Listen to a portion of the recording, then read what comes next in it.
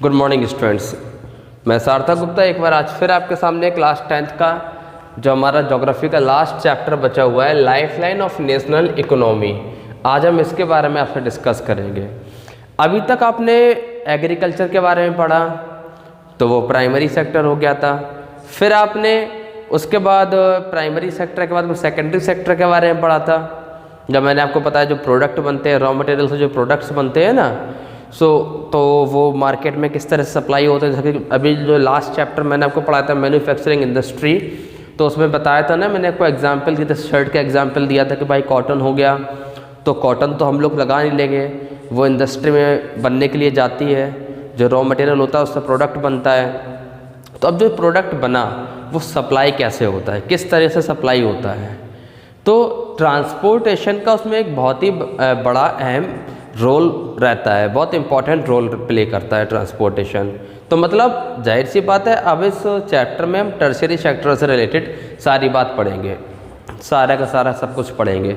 For example मैं आपको बताऊं, आज हम इतना ट्रांसपोर्ट अच्छा हो चुका है कि by road, by waterways, airways के थ्रू हम दूसरे फॉरेन कंट्रीज़ में वन प्लेस से अनदर प्लेस, हमको रही से कानपुर जाना है या दिल्ली, मुंबई, इंडिया में कहीं जाना है, या सपोज दैट हमको अमेरिका जाना है, तो हम वहाँ पर इजीली जा सकते हैं। कुछ रूल्स और रेगुलेशंस, पासपोर्ट्स वगैरह होते हैं, वो हमको बनवाने होंगे, फिर हम आसानी से वाटरवेज और एयरवेज के थ्रू वहाँ जा सकते हैं। कई सारे रोड से हम बाय रोड भी कनेक्टेड हैं, वहाँ भी हम जा सकते हैं। तो इसी तरीके से जो प्रोडक्ट्स वगैरह होते हैं, भाई हर जगह हर कुछ बनना तो पॉसिबल नहीं होता है ना। कुछ टेक्सटाइल इंडस्ट्री होती हैं जहाँ पर उनको रॉ मटेरियल कॉटन वगैरह आसानी से इजीली मिल जाता है, वो ओपन हो गई। कुछ फूड इंडस्ट्री जो होती है, कुछ अलग इंडस्ट्री, टी वगैरह की इंडस्ट्री आसाम वगैरह में है, कॉफ़ी, जैसे कि आपकी कॉफ़ी रबर की इंडस्ट्री केरला में काफ़ी ज़्यादा है, क्योंकि वहाँ पे ईज़िली ये रॉ मटेरियल मिल जाता है। तो मेरा आपको बताने का सिर्फ इतना सा मतलब है कि अगर हम अपने मार्केट के या घर के पास वाली दुकान में भी अगर लेने जाएंगे कुछ, तो हमको हर तरह के कपड़े मिल जाते हैं, सब कुछ खाने पीने को आपको मिल जाएगा। तो क्या वो पर्टिकुलर आपके एरिया में बना नहीं बना ना, लेकिन जिस एरिया में बना है वो हमसे वो 1000, 2000, 3000, 4000, 4000 किलोमीटर, 1000 किलोमीटर, कितना भी किलोमीटर हमसे दूर वो एरिया है, लेकिन बाई ट्रांसपोर्ट उन सभी को यहाँ पर लाया गया। समझ रहे हो ना। अब ऐसे ही फॉरेन कंट्रीज़ की हम बात करें, दुबई की आज चॉकलेट्स हम लोग खाते हैं इजीली, अमेरिकन की चॉकलेट्स होती है वो हमको मिल जाती है, हम लोग खाते हैं, या इंडियन प्रोडक्ट भी यहाँ पर सप्लाई होता है, फ्रूट प्रोडक्ट सप्लाई होता है। तो ये सब कैसे पॉसिबल है, ये सब कुछ किस वजह से पॉसिबल है, how is it possible. Tertiary sector, transportation sector की वजह से पॉसिबल है। आप क्लॉथ को ले लीजिए, अमेरिकन क्लॉथ आज हमारे इंडिया में मिल जाते हैं, कई सारे अमेरिकन कंपनी हमारे इंडिया में सेटअप हो चुकी हैं, प्रोडक्ट बनाती हैं, बेचती हैं, इंपोर्ट एक्सपोर्ट होता है। इंडिया की कंपनी जी फॉरेन कंट्रीज में जो जाके सेटअप हो चुकी हैं। तो ये सब टर्शियरी सेक्टर और ट्रांसपोर्ट से ही तो अवेलेबल हो चुका है कि नहीं है, आप बताइए। सपोज दैट हमने कोई लेटर लिखा या कोई फॉर्म वगैरह, गवर्नमेंट के फॉर्म सब ऑनलाइन हो चुका है, लेकिन तो भी कुछ बहुत ऐसे जैसे कि पोस्ट ऑफिस वगैरह, पोस्ट कार्ड्स हैं, रक्षाबंधन आता है, बहनें अपने भाई को राखी बेचती हैं, तो क्या किस वजह से, किस तरह से बेचती हैं, रजिस्ट्री करती हैं, स्पीड पोस्ट करती हैं। तो ये सब क्या टर्शियरी सेक्टर की वजह से ही तो पॉसिबल है कि वो उनका भाई या उनके रिलेटिव जहाँ भी रह रहे होते हैं वो उनको वहाँ तक पहुँचाता है, मिल जाता है। समझ रहे हो ना। तो मेरी बात आप शायद अच्छे से आप समझ चुके होंगे। तो अब हम इस चैप्टर को स्टार्ट करते हैं। The pace of development depends on the production of goods and services and their movements affective mode of transport are important. मतलब जो पेस है डेवलपमेंट का वो किस पे डिपेंड है, प्रोडक्शन ऑफ गुड्स और सर्विसेज पे, और उनका जो भी अफेक्टिव मूवमेंट्स है, मोड ऑफ ट्रांसपोर्ट कैसा है, उस पर डिपेंडेंट है। तो हमारे इंडिया की अगर हम बात करें ट्रांसपोर्ट रोडवेज की, तो इंडिया का जो रोडवेज है वो 2.3 लाख किलोमीटर से भी ज़्यादा, इसका किलोमीटर से भी ज़्यादा हमारा बड़ा रोड नेटवर्क इस समय हो चुका है इंडिया के। आज आप देखिए गांव-गांव में जाइए, आपको अच्छे पक्के सड़क मिल जाएंगे। आज पहले जैसी प्रॉब्लम्स नहीं होती हैं कि जैसे ही आपका शहर से आप कस्बे या गांव में गए तो आपको बेकार रोड मिलेंगे। हालांकि अभी भी कई जगह है, लेकिन अब पहले से कई ज़्यादा बेटर सिचुएशन हो चुकी है। गांव-गांव में सीमेंटेड रोड्स और मेटेलिक जो रोड्स होते हैं ना, वो सब बनने स्टार्ट हो चुके हैं और कई जगह तो बन भी चुके हैं, तो अब प्रॉब्लम नहीं होती है। अब जो रोडवेज है हमारा, मैंने RW लिखा है इसको, roadways are better than the railways. ये रेलवेज से बेटर है। बेटर क्यों है? क्योंकि भाई देखो, हालांकि रेलवे बहुत बेटर है, वाटर सबके अपने अपने जो रोल हैं वो बहुत इंपॉर्टेंट है, लेकिन हम रोडवेज को रेलवे से बेटर क्यों बोल रहे हैं? इसका सबसे बड़ा रीज़न है कॉस्ट ऑफ कंस्ट्रक्शन। मतलब रोडवेज जो भी हैं उनको बनाने में, कंस्ट्रक्शन करने में इतनी ज़्यादा कॉस्ट नहीं आती जितनी रेल की पटरी बिछाने में आती है। रेल की पटरी बिछेगी तो उसमें सिर्फ ट्रेन चल सकती है, तो ट्रेन बनानी पड़ेंगी। इसमें बहुत ज़्यादा ह्यूज अमाउंट आपका इन्वेस्ट हो जाता है, गवर्नमेंट का इन्वेस्ट होता है। लेकिन कॉस्ट ऑफ कंस्ट्रक्शन अगर हम रोड की बात करेंगे तो उसकी अपेक्षा काफ़ी कम होता है। दूसरा, एरिया ऑफ कंस्ट्रक्शन। रोड को तो हम कहीं भी बना सकते हैं भाई, कच्चा रोड है उसको पक्का बना दिया, कहीं से मतलब रोड चौड़ा मतलब बड़ा करना है तो वहाँ से रोड गवर्नमेंट बनाती है, किसानों के खेत वगैरह परचेस कर लिए, रोड बनाने स्टार्ट कर दिए, रोड के ऊपर रोड बन जाते हैं, फ्लाईओवर्स बन जाते हैं, ईजिली हम कंस्ट्रक्ट कर सकते हैं। लेकिन रेलवे को कंस्ट्रक्ट करना इतना ईजिली आसान नहीं होता है। Cost of transport small goods, मतलब फॉर स्मॉल गुड्स, ये भी कम है। कोई प्रोडक्ट हमको किसी के थ्रू भेजना है, हमारे पड़ोस में कोई रहता है, वो दिल्ली जा रहा है, हमको दिल्ली में अपने रिलेटिव के यहाँ कुछ भेजना है, हमने उसको पकड़ा दिया, भैया जाके आप दे देना उसको, समझ रहे हो ना। या कोई आप देखो आजकल क्या है कि रोडवेज़ के थ्रू जो कार मोटरसाइकिल्स हैं, जो बड़े बड़े हैवी व्हीकल्स भी हैं, वो बाय ट्रक रोड के थ्रू एक जगह से दूसरी जगह ट्रांसपोर्ट हो, मतलब जाते हैं, सप्लाई होते हैं कंपनीज़ में, फैक्ट्रीज में, सब कुछ। लेकिन जो बहुत हैवी मटेरियल्स होते हैं जो शायद ट्रक्स वगैरह से भी नहीं आ जा सकते हैं, तो उनके लिए रोड वगैरह का रेलवे का यूज होता है, समझ रहे हो ना। तो इससे एक जो ट्रांसपोर्टेशन का कॉस्ट है रेलवे में ज़्यादा है, रोडवेज में थोड़ा कम लगता है। डोर टू डोर सर्विसेज आप देखो आजकल कई सारी ऑनलाइन साइट्स चल रही है, मंत्रा है, अमेजन है, फ्लिपकार्ट है और भी स्नैपडील वगैरह हैं। ये सब जो ऑनलाइन साइट से आपको कुछ भी मंगाना है, कोई प्रोडक्ट मंगाना है, पिज़्ज़ा ऑर्डर करना है कोई साइट से, समझ रहे हो ना, तो आप क्या करोगे, सीधा फ़ोन लगाया या ऑनलाइन आपने बुक किया, जो डिलीवरी बॉय होगा वो घर पे आके आपको दे जाएगा, तो उसमें डोर टू डोर सर्विस आपको मिल जाती है। लेकिन बाइक से आया, कार से आया, आपको दे के, लेकिन क्या ये पॉसिबल है कि वो ट्रेन से आके दे सके आपको? आप खुद सोचिए।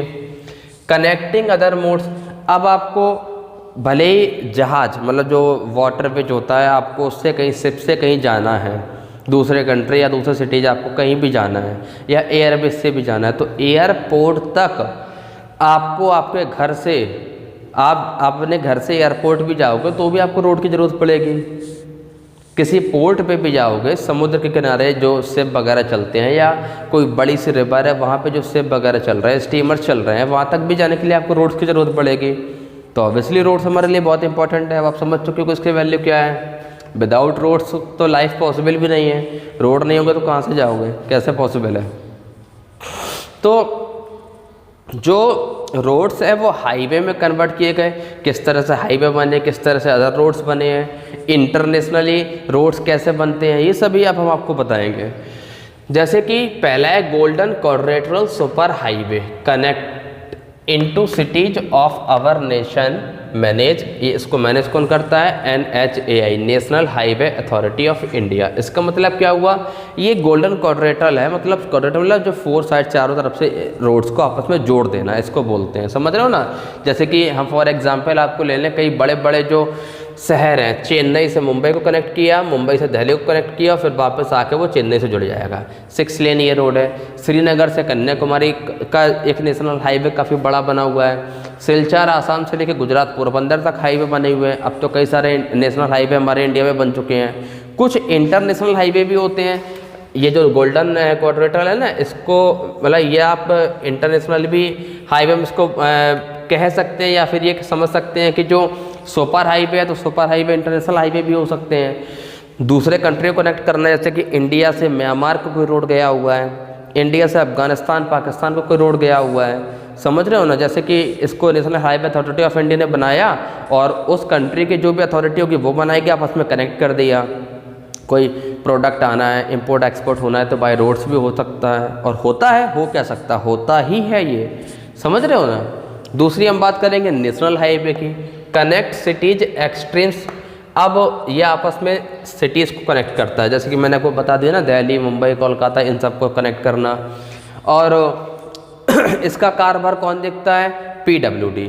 PWD जो भी होता है ना, पब्लिक वर्क डिपार्टमेंट, ये PWD इसका कार देखता है, ये इसको बनवाता है। जैसे कि एग्जाम्पल हम दिल्ली अमृतसर का जो नेशनल हाईवे बना हुआ है, इसको बनाया था शेरशाह सूरी ने, इसलिए हम इसको बोलते हैं शेरशाह सूरी मार्ग और ग्रैंड ट्रक रोड। ओके, मैंने GT लिख दिया, उसका मतलब हो गया आपका ग्रैंड ट्रक रोड। दूसरा state highway, link state Capitals with different districts, जो आपकी स्टेट की जो राजधानी है, लखनऊ से भोपाल को जोड़ना, मध्य प्रदेश की, इस तरह की कई सारी जो स्टेट कैपिटल्स होती हैं, इनको आपस में कनेक्ट करने को ही बोलते हैं, वो स्टेट हाईवे का काम है। इसका वर्क भी PWD देखता है। District highway, link all different urban and rural roads, जिला परिषद इसका काम देखता है। जितने भी आपके अर्बन मतलब शहर से ग्रामीण क्षेत्र के जो भी रोड्स होते हैं, उन सभी को आपस में कनेक्ट करना। हेडक्वार्टर हर डिस्ट्रिक्ट का होता है, जैसे कि हम डिस्ट्रिक्ट जालौन में रहते हैं, तो हमारा हेडक्वार्टर उरई है, तो आपस में जितने भी विलेज हैं, गाँव हैं, छोटे छोटे कस्बे हैं, उन सभी को कनेक्ट करना, इसका काम देखता है जिला परिषद। कुछ अदर रोड्स भी हैं जो ग्रामीण क्षेत्रों में बनने हैं, उसका काम कौन देखा? जैसे योजनाएं चलती हैं इसकी, जैसे कि प्रधानमंत्री ग्रामीण सड़क योजना चली थी कि गांव-गांव में सड़क का निर्माण होगा, प्रधानमंत्री जी ने बोला था और उसको किया भी, उन्होंने अपना वादा ही पूरा किया। फिर आती है बात बॉर्डर रोड्स की। ये कौन से रोड्स होते हैं? ये वो रोड्स होते हैं, roads for the bordering areas of the country, जो हमारे बॉर्डर एरिया में बनते हैं। इसका कार्य कौन देखता है? Border roads organisation of government of India, 1960 में ये ऑर्गेनाइजेशन बना था, तब से आज तक ये काम इसका दिखता है। अब रोड्स को बनाने में मटेरियल क्या क्या लगते हैं? कुछ मेटेलिक रोड्स होते हैं, कुछ नॉन मेटेलिक होते हैं। मेटेलिक मतलब सीमेंट्स वगैरह जिसमें यूज है, डावर सीमेंट्स वगैरह जिसमें यूज करा जाए वो मेटेलिक रोड हो गया, कंक्रीट वगैरह। नॉन मेटेलिक सैंड सॉइल, जो टेम्परेरी रोड्स होते हैं, बरसात का टाइम आएगा तो वो रोड बेकार हो जाएंगे, बेकार कर देगा वो रोड, बेकार हो जाएगा, तो ये मटेरियल हो गया। रोड डेंसिटी क्या होती है? The length of the road पर 100 square kilometre area is known as the road density. जो भी लेंथ होगी रोड की वो पर 100 स्क्वायर किलोमीटर एरिया के अकॉर्डिंग हम लेते हैं। जैसे कि जम्मू कश्मीर की आबादी काफ़ी कम है और वहाँ की अगर हम बात करेंगे तो वहाँ का जो डेंसिटी है, रोड डेंसिटी है, वो केवल 10 किलोमीटर है। लेकिन हम यूपी की बात करेंगे तो यहाँ का जो रोड डेंसिटी है वो 530 किलोमीटर से भी ज़्यादा है। समझ रहे हो ना? तो ये तो हमारा जो चैप्टर था life line of national economy, उसका ये फर्स्ट पार्ट था रोडवेज, जो मैंने आपको आज बताया। आई होप आपको एक चैप्टर ये टॉपिक आपको काफ़ी अच्छे से समझ आया होगा। अब कल मैं आपको एक न्यू टॉपिक इसके साथ में, जो आपको रेलवे वाला पार्ट है, रेलवे को लेकर मैं आपके सामने हाजिर आऊँगा। तब तक के लिए थैंक यू सो मच। और आपको किसी भी तरह का कोई भी डाउट हो तो आप यूट्यूब पर कमेंट बॉक्स है, आप उस पर कमेंट करके टॉपिक से रिलेटेड कुछ भी पूछ सकते हैं। और बकाया मैं आता हूँ। Best of luck to all of you. Board exams आपके यहाँ बहुत दूर नहीं है, बहुत पास है, इसलिए मैं उम्मीद करता हूँ कि आप लोग घर में अच्छे मेहनत से पढ़ाई कर रहे होंगे। और इसी उम्मीद के साथ में मैं इस वीडियो को एंड करने जा रहा हूँ और अब मिलेंगे दूसरे वीडियो के साथ में बहुत जल्दी, जो कि आपका होगा रेलवे का। रेलवे के बाद भी पाइपलाइंस भी हैं, वाटरवेज भी हैं, और इसके अलावा भी आपके कई सारे पॉइंट्स इस चैप्टर से रिलेटेड हैं जो मैं आपको बाद में पढ़ाऊँगा। पाइपलाइंस मतलब कई सारे जो टर्सरी सेक्टर की हम बात कर रहे हैं ट्रांसपोर्ट की, तो कई सारे ट्रांसपोर्ट पाइपलाइंस के थ्रू भी तो होता है। जैसे कि बड़े बड़े इंटरनेशनल पाइपलाइंस डलते हैं, गैस वगैरह का ट्रांसफ़र होना, वाटर वगैरह, ये सभी जो फ्यूल्स वगैरह भी होते हैं, इन सभी के बारे में भी हम डिस्क्रिप्टिव नॉलेज लेंगे बाद में। लेकिन तब तक के लिए गुड बाय। और आप इस टॉपिक को काफ़ी अच्छे से रीड करिए, आपको अच्छे से इसको समझने की ज़रूरत है, तभी आगे बढ़ पाएंगे। So thank you very much.